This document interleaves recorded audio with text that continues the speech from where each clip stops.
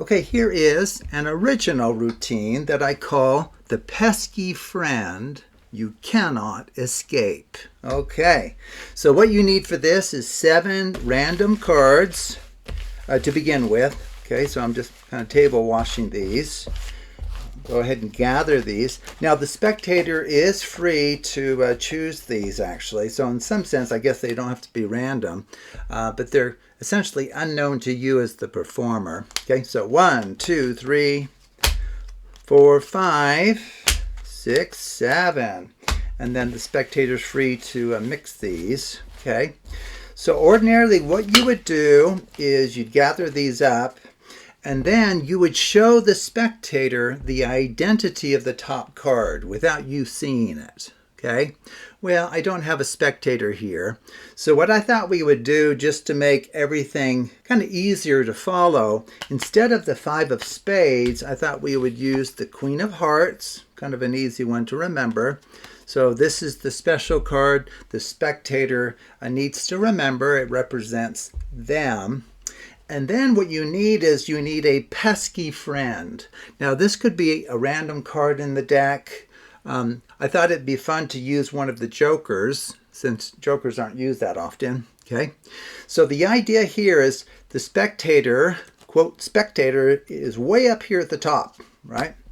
And we want the spectator, or maybe the spectator wants to be as far away as possible from the pesky friend, okay? So we're going to put that joker on the opposite end of this now packet of 8 cards. Okay, well, will you be able to evade this pesky friend through all of the mixing and the movement of the cards, with random choices being made by you? Well, we'll find out, okay? So what we're going to do to begin to just mix the cards is we're going to perform an under-down shuffle, which is a great way to actually mix cards thoroughly. So this is how it works. You go under, down, under, down, under, down, under, down, under, down, under, down, under, down. Last one goes on top, okay? And then I thought we would give it a Charlier shuffle. This is where you do top to bottom, bottom to top, top to bottom. I can put a link in the description below to the Charlier shuffle. In addition to that, we could have you, the spectator, randomly cut the cards at any location, and that would be just fine. Okay, so what we're going to do now is we're going to just move these cards about. So imagine this is representing you and your pesky friend kind of moving around town on different errands or activities or outings, okay? And then we'll go ahead and deal these out into 2. In fact, I call this a repeat LR because you left-right deal, and then each of those you left-right deal again. Okay, so let's see if you were able to evade your pesky friend, or did you run into your friend at Walmart or something?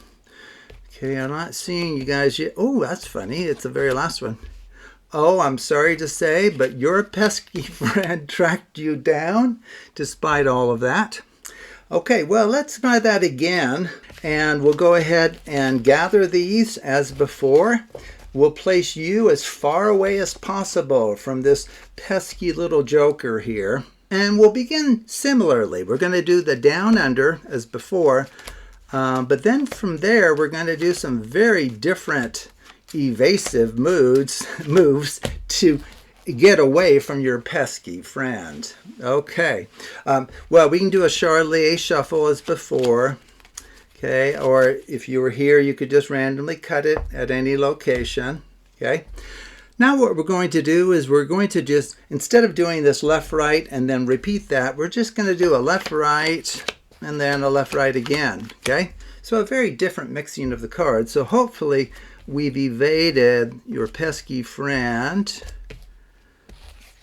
I don't think we have.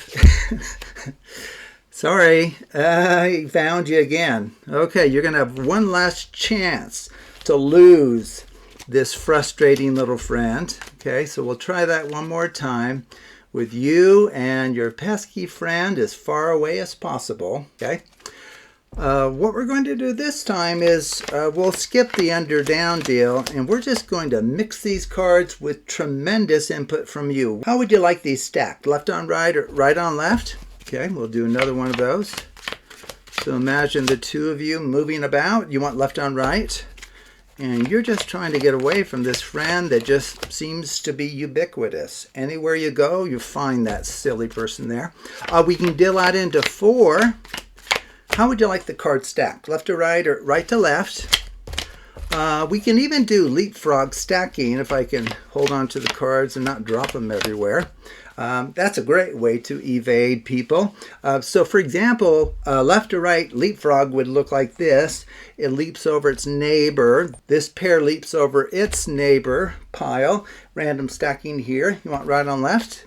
Okay, we'll try that again. Right on left.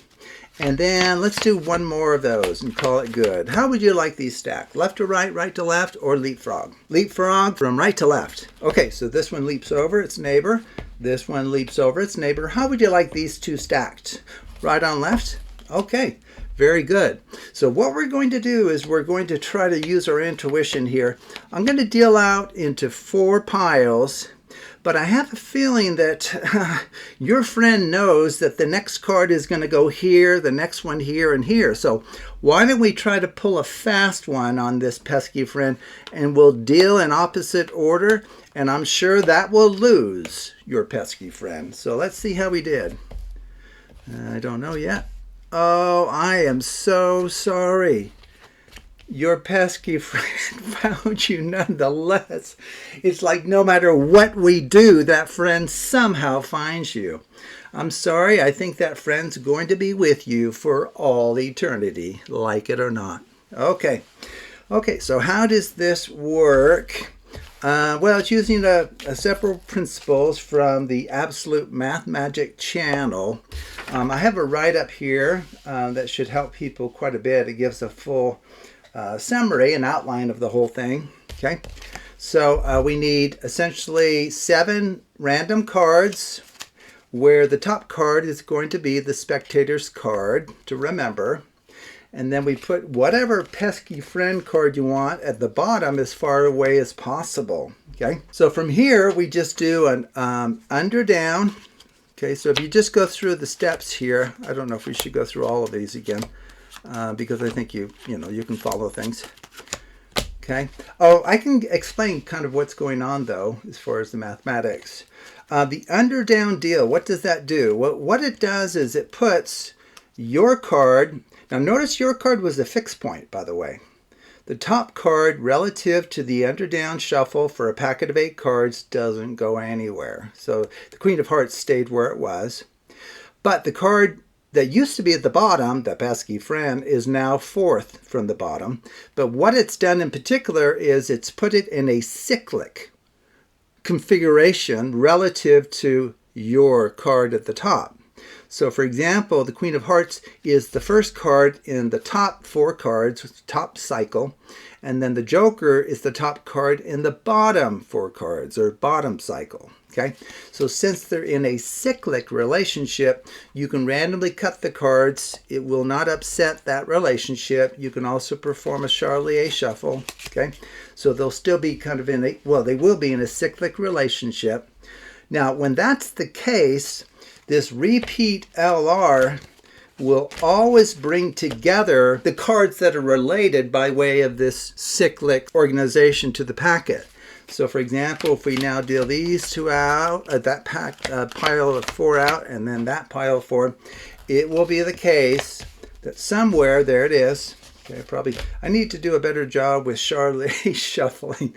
We keep landing over here, but this pair could happen anywhere. It depends on how you cut the cards. Okay, so that's the first one. Okay, and then for round 2, you start the same sort of way. Spectator's card is at the top. You put the pesky friend at the bottom as far away from your card as possible. And then you do the under down. Okay. And as we've already mentioned for round 1, your card and the Joker will now be in a cyclic relationship relative to each other. Okay. Once again, I can show that to you. Sorry, the Joker's upside down. Your card right there. Joker's in the first position of the bottom half. Yours is in the first position of the top half. So they're in a cyclic relationship there. Because of that, we can do a Charlier shuffle or random cutting of the cards. That's fine. Okay. Now, since this is a, quote, 2 cycle with cycle length 4, if you deal out 4 cards, it just puts the corresponding cards together from their respective cycles in that cyclic organization of the cards. And so once again, the Joker and the Queen of Hearts will be paired together, guaranteed. Okay, and then for the final one, all we're doing there, it's kind of a fun one actually, because it's very different. We skip the under-down shuffle, and now the thing to realize is from the very start, how we set it up, your card at the top is in a mirrored relationship with the Joker at the bottom. It's in a mirrored relationship. Well, because of that, and we have an even number of cards, we have the stay stack principle.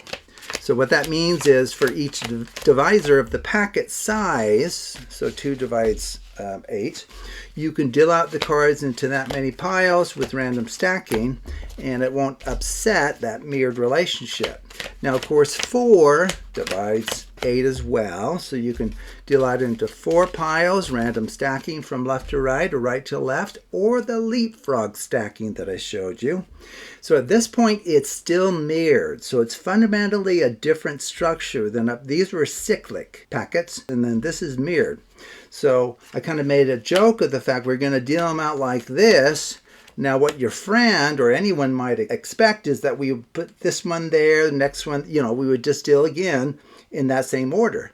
Well, ostensibly to thwart your friend, we're going to put them down in the opposite order. Well, because this was mirrored, it's actually going to bring together the very pairs that we produced in round 1 and round 2. Okay, so this really will not evade your pesky friend.